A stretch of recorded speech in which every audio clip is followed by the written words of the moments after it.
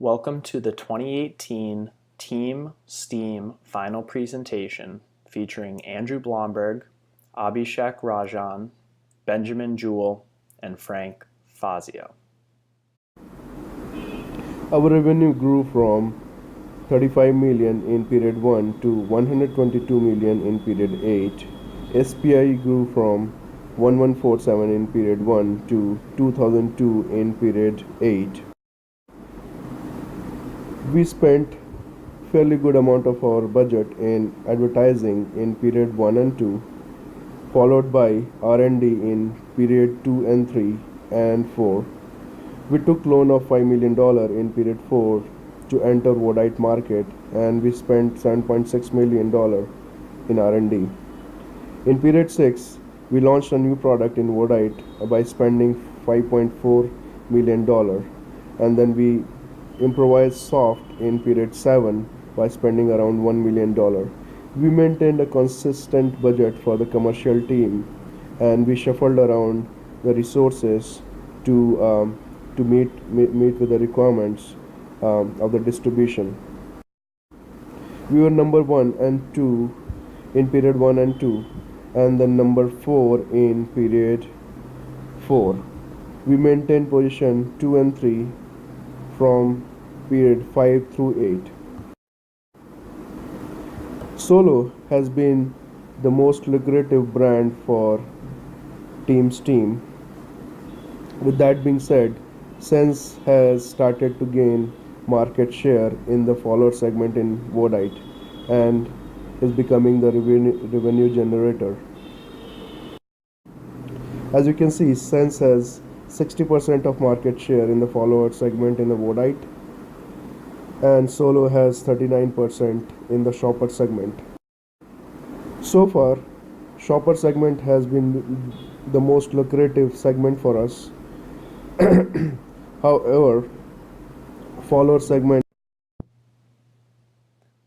For the segmentation portion, overall we learned the significance of understanding the market and how our competitors as a whole would react. We also learned what segments would have the highest growth potential over the next 8 periods we would be doing business in Markstrat. By focusing on the Sonite products, Solo and Soft, we realized out of the 5 customer segments that shoppers and savers would have the highest period over period growth going forward. Key learnings about the market segmentations were understanding consumer behavior. Do not assume because a consumer is a saver that the most important aspect is price, which would cause them to buy. How to target a segment and build a presence there. By using the reports, we were able to adapt a product to fit the consumer's desired needs. Focus on a product design to build a presence based on brand analysis. Growth for segments was also important. If you find yourself in a segment that will be going down, where there's not a lot of growth potential, it does not make sense to enter a new product into that market or really invest too much money adapting.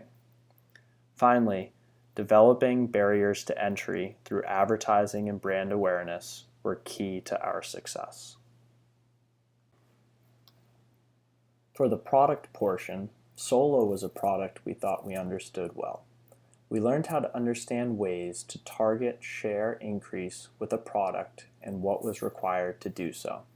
If we were low on money in a period, then advertising was more important to success than focusing on R&D. The brand awareness map helped us understand where the customer wanted the product to fit over the coming periods. This allowed us to put our product in line with what we thought they wanted and hopefully led to higher sales. We focused on only 2 or 3 product design aspects instead of changing them all. This was a mistake that we made, as we should have focused on our overall ability to accurately target a segment. We learned firsthand to not assume you know what your customers want or how much to spend on R&D. Finally, we realized for one product, Solo, that the key area we should have been focusing on all along were display power and design. For price, the Solo price was positioned very well in the beginning of the simulation. This led to a large amount of group discussion around the product and the price point to maximize the sales revenue for Solo. Immediately, everyone wanted to lower the price in an attempt to gain more sales. This led us to realize the unimportance of understanding the market perceived price. Features are very important. If the market requests a higher price product and the features are not well targeted, then a price increase will be seen negatively and drastically impact sales in a bad way. Price tended to move down and typically did not go up. We made the mistake of lowering the price and could not recover. This left money on the table and hurt our SPI. Our only way to justify an increase was through improvements to the product and increasing our advertising. Lastly, by understanding the competition pricing and knowing how the consumer perceives the price, this would help us determine what price we should sell at. For promotion, we focused heavily on Solo as we had to develop some barriers to entry to try and hold on to our market shares. Once we had barriers established, we did waste some of our budgeted money on an R&D project. Though we missed out on improvements to Solo due to our increased spending, we did keep competitors from stealing too much of our market share. R&D for targeting a segment is extremely important when trying to enter a new customer segment. We underspent in this category one round and lost considerable potential market share as a result. We are fortunate to have high brand awareness for both products. This was one of our main keys to success as it will increase sales, resulting in a stronger SPI. As previously mentioned, advertising was done in place of updating features depending on teams' budgets for a period. Solo had 71% brand awareness, but only had 11% purchase intention. Both price and features negatively impacted us and hurt sales. As a result, all of the advertising in the world does not make up for a bad product, as we were able to witness firsthand. Overall, our key to success was having strong products in the respective market segments with the high growth over 8 periods. We were very lucky to start with 2 amazing products with Solo and Soft, which led to high brand awareness in the growing segments of shoppers and savers. Our main focus was on keeping our market shares high in these 2 segments over all 8 periods. We targeted the savers segment for Soft, which was one of the top 2 market segments for growth over the 8 periods of Markstrat business. With Solo, we aligned the products with the shoppers segment, which worked out well in the end as it also showed a great amount of growth.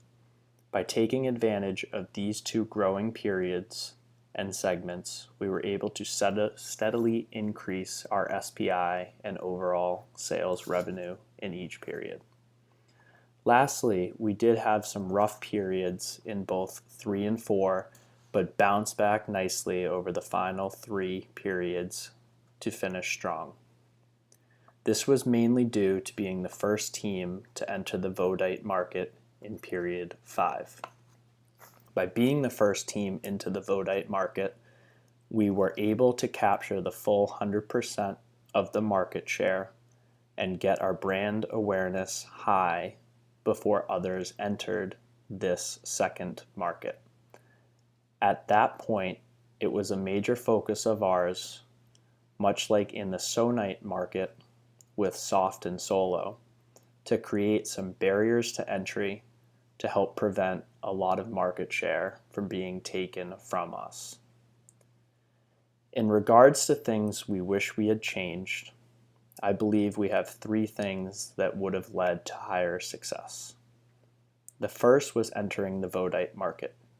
If we had got into the market possibly a period sooner, then we would have been able to take advantage of 2 periods with 100% market share, increasing our SPI drastically.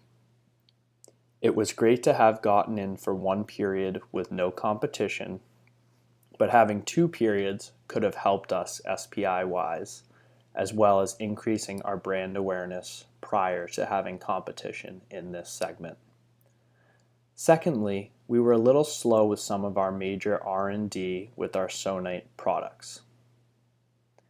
If we had been able to redo them a period sooner, we might have made some new products entering the market from other teams have had a harder time entering that market and therefore taking some of our market share from us.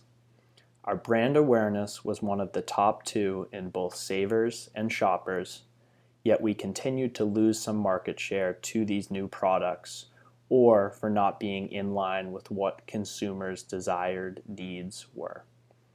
Finally, we struggled with our market production numbers.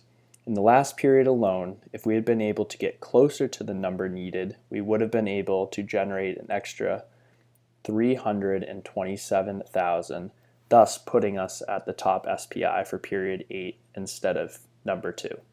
This happened in some other periods as well by either having too many units produced or leftover inventory, or underproducing and costing us possible revenue through sales. In conclusion, I think we had a strong team and did well over the 8 periods. We had some periods as the top SPI team and worked well as a unit to come to decisions that we felt would generate revenue or put us in the best position going forward.